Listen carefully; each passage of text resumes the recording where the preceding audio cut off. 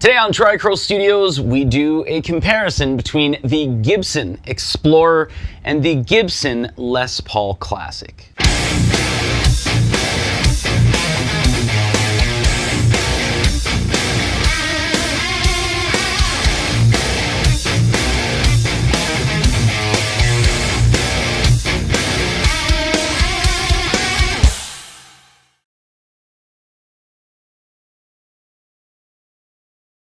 Now, I hope you read and understand the disclaimer that I put right before I'm talking here in this video.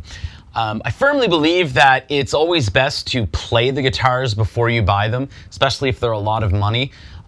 You could go into a store looking to buy a Les Paul, but you could bond the most with an Explorer, or the other way around, or a Strat, or any other type of guitar. So use the videos on YouTube to kind of get excited or get a little more knowledge or a little more insight into different guitars, but try and make the best decisions with the guitar in your hand. All right, so we do have 5 sound samples today, the last of which, because it is this channel, yes, don't worry, there is a full-on metal sound sample between the two. But one quick note I did want to make, I did not make any utilization, or I did not utilize the push-pulls on the Les Paul Classic, and I did want to make note of that. So you do have your like push-pulls here where it'll actually make each individual pickup a single coil, similar to a P90, I guess. And then if you're in the middle position and you lift this up, you've actually got an out-of-phase type of a sound. And then if you lift this one up here, you get the bridge pickup going from the volume directly to the bridge pickup, so it's a little hotter.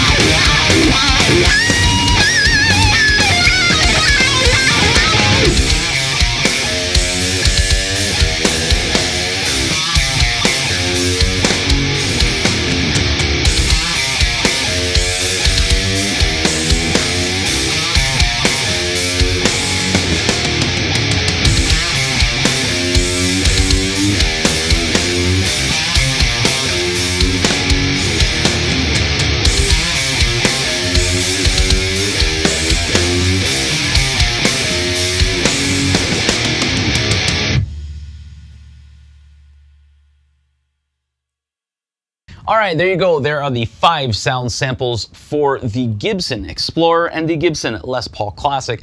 Both of these are from the current offerings from Gibson, so I'm not using like an older Explorer or an older Classic or anything like that. I did want to go over very quickly some of the specs, and then of course some certain things on the individual guitars themselves. So a lot of people will ask, because this is 9-hole weight relief, so depending on the batch of woods that were used, because there is always some variance, this is slightly lighter than a non-weight relieved Les Paul. However, if it's heavier woods or whatever that were used, you can get them that they're around the exact same weight. As for difference between the Explorer to the Les Paul Classic, the Les Paul Classic is just slightly heavier. You have the 61R and 61T pickups here, and then Burstbucker 3 and Burstbucker 2 pickups on the Gibson Explorer. Both of these guitars have the Grover Rotomatic tuners on them.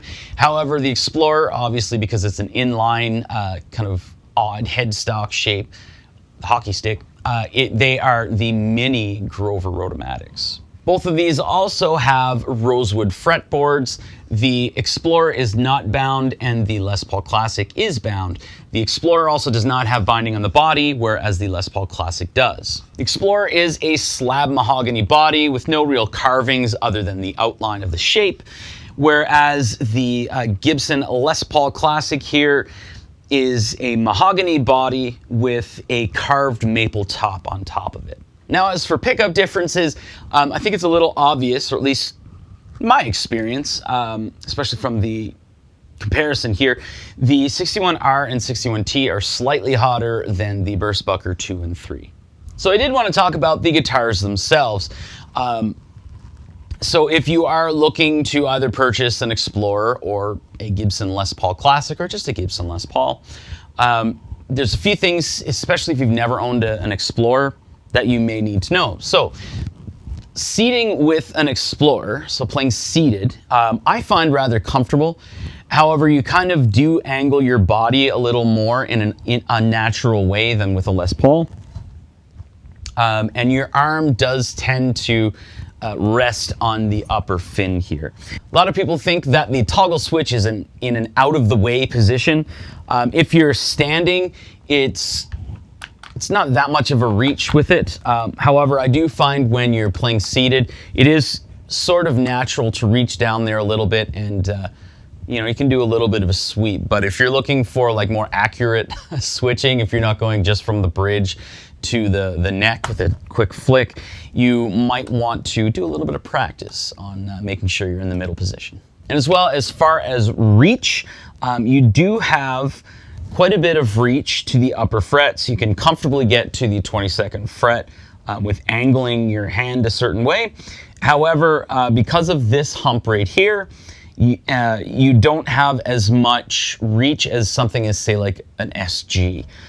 You do have a little bit of space here where you can wrap your thumb around, so if you are a player that likes that grip here when you're going up, you definitely do have that option there. Now on to the Les Paul.